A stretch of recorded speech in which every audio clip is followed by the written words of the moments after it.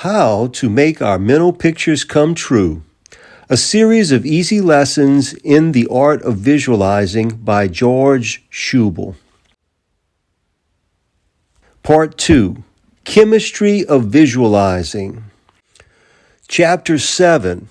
How an Impressed Thought Passes into Mental Solution.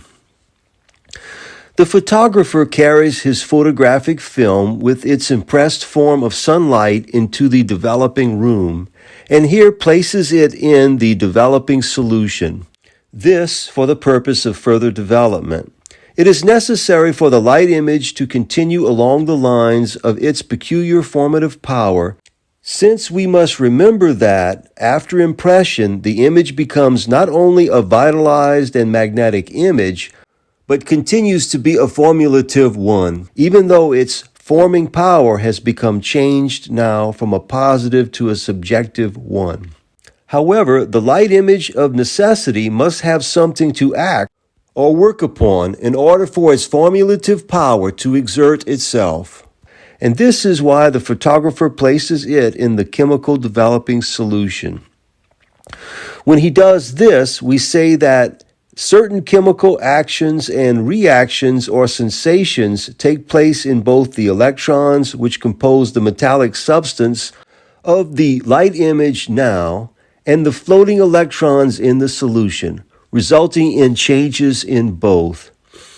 The first change is that caused in the substance of the solution by the light image. We said previously that this substance in solution, like the substance on the gelatin film, originally is an entirely unformulated substance. However, now, as a result of the placing of the light image in it, the formulating and specializing element of the light is introduced, and again manifests itself as it did when the light became impressed previously upon the film substance, so that we can say the solution is in process of becoming a formulated substance due to the presence of the imaged light in it. This formulation does not occur, as in the instance of the film substance, by the positive action of the rays of light rushing to and penetrating the silver electrons in the solution. We must remember that this light is subjective now, having partaken of the nature of the film substance in which it is embedded, so that now its formulating power acts as a purely magnetic or drawing force in connection with the formulation going on in the solution. We remember the solution to have been an entirely passive substance, that its activity was latent, and that while its free-floating electrons of silver possessed potentially within themselves the elements of livingness, yet, like the electrons in the substance of the film, they were in a subjective or static state of being. However, now, by the chemical reaction or sensation, very complex and difficult to trace, probably by a transmission of the vibratory energy of the light, these electrons become polarized or positive in their nature when the light image is introduced, and so the substance of the solution becomes an active substance objective in its direction. But this now active or positive substance which the solution represents must also, of necessity, have something to react or work upon, even as the light image. And what is more, it must have something which will draw it forth or attract it, something to which it can respond or to which it can give itself, since that is now the nature of this substance. Hence, the reaction to the light image which the photographer introduces. If during this further developing process the photographer again peered through a high-powered microscope, he would see this chemical action and reaction in the form of the trillions of tiny magnetized metallic electrons of the light image, whirling at an inconceivable degree of velocity in the substance of the film, and pulling toward them the trillions of polarized or positively active electrons of silver in the developing solution. At the same time, he would see the polarized or positively active electrons pulsating and stirring into movement, yielding themselves and rushing forward with equal velocity in response to the pull of the film electrons. as if eagerly taking their appointed places in the substance of the light image, or areas of light impression into which they are reciprocally and rhythmically drawn. We will remember here that the depth or density of the light image formed originally in the substance of the film at the moment of impression depended upon the penetration of the image into the film substance, and this penetration in turn depended upon the quality and quantity, or rather the intensity of the light which was projected. Now, however, the additional depth or density of the metallic deposit on the light image will depend upon the quality and quantity of the substance of the solution, plus the quality and quantity or intensity of the light which was projected. In other words, if the impression of the light upon the film has been sufficiently intense, then there will be both depth and density in the form of the silver electrons on the film which has been penetrated, and if the solution is sufficiently strong, then this depth and density of formulation will be augmented by the further metallic deposit of the positive silver electrons in the solution. We can say that this phase of the photographic developing process is a further densification of the light image, a more concrete form of specialization. It is, in fact, a further going-in process of the differentiated light image so that it may come forth again into the outward in yet more permanent and substantial form than before. The final chemical change which we note at this time in connection with the photographic developing process is the liberation, so-called, of the projected light image.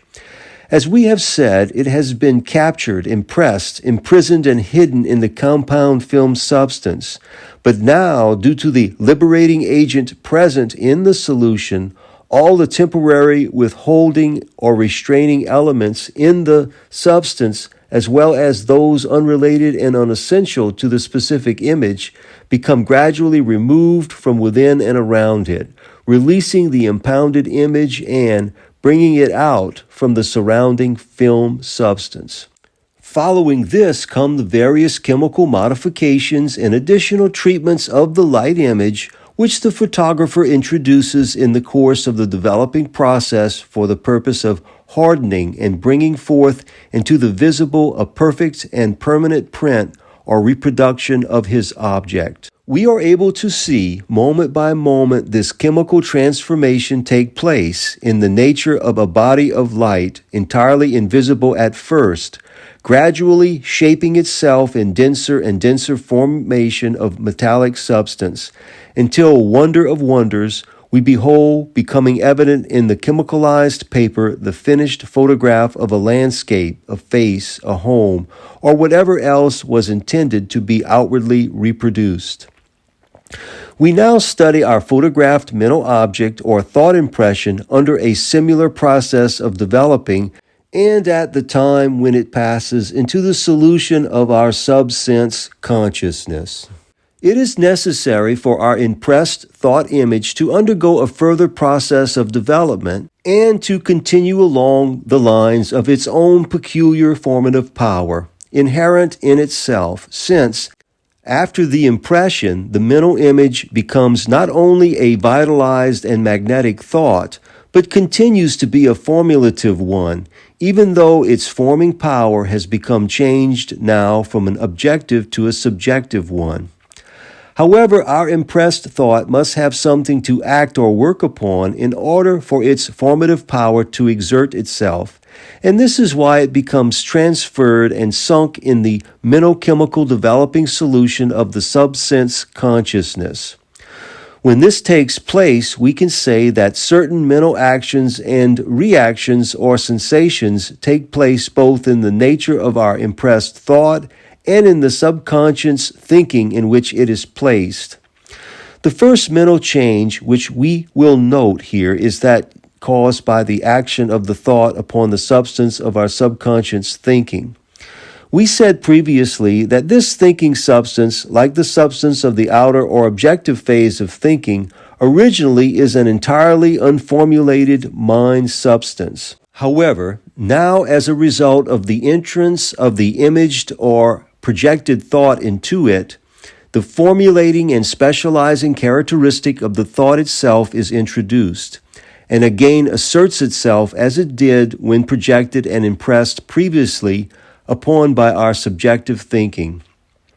so that we can readily say that the subsense consciousness is now in a process of formulation due to the provocation of the imaged thought present in it. This subconscious mind formation does not occur in the first instance by the positive action of the mental light of our objective thought penetrating and permeating the subconscious mind, since our imaged thought is subjective now, having partaken of the nature of the subjective mode of thinking in which it is embedded, so that now the formulating character of its light acts as a purely magnetic or drawing power in relation to its own development in subconsciousness. But the reverse of this becomes true of subconsciousness itself. We recall the fact that this state of our thinking is primarily a passive or static state of mind substance, that its activity, while externally present, is latent, and that while the free-floating monads of subconsciousness possess within their natures all the elements of livingness, yet, like these same monads in subjective thinking, they are primarily in a subjective or static state of being. However, by a mental-chemical sensation or reaction which the mental scientist can but vaguely trace in his deductions, but which he can assume with reason is caused by a transmission of the energy of the objective mental light introduced with the submerged thought, these mental monads become polarized or positive in their nature. And so we can say that the plastic subconsciousness affected by our thought becomes an active, formulating, and specializing mind substance, objective in its direction. It becomes quickened into an area of extreme activity, appropriate to the strength and vitality existing in and introduced by the impressed thought. But this now active or positive area of subconsciousness must of necessity have some sort of thinking substance on which to react or work. And what is more, it must have some kind of thought which will draw it forth or attract it, some thought to which it can respond or give itself. Since its givingness has now become active, and this implies action. Hence, its response to the projected thought which has been introduced into it. If during this continuity of development of our impressed thought we were able to see the mental chemical actions and reactions going on, we would observe the uncountable trillions of magnetized mentoids composing the imaged thought, whirling with inconceivable subjective velocity and drawing toward them the uncountable trillions of polarized or positive mentoids in subconsciousness. At the same time, we would see the polarized mentoids pulsating into movement, yielding themselves and rushing forward with more ethereal rapidity and ease than the electrons in the photo solution, giving themselves in response to the pull of the subjective mentoids and eagerly taking their appointed places in the area of the thought-impressed substance into which they are reciprocally and rhythmically drawn. What is more, this activity is not confined to the limitations of a certain area allowed by a photographic film, or a certain quantity of chemical solution or substance, as is the photographic process of the photographer, nor is it confined even within the limited scope of our own individualized, objectively and subjectively conditioned mind.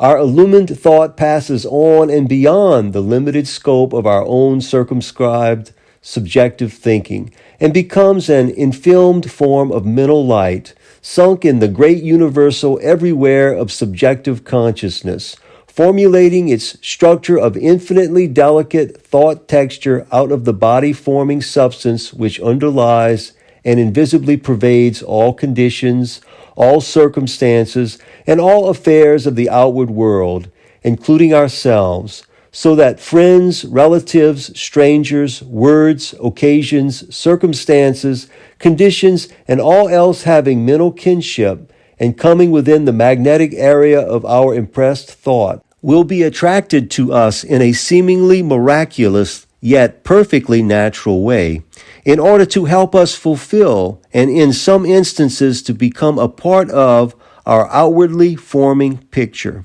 We will find thoughts similarly conditioned, infusing and blending with our own, just as the electrons in the photographic pan move toward, infuse, and blend themselves with the magnetic electrons on the photographic film,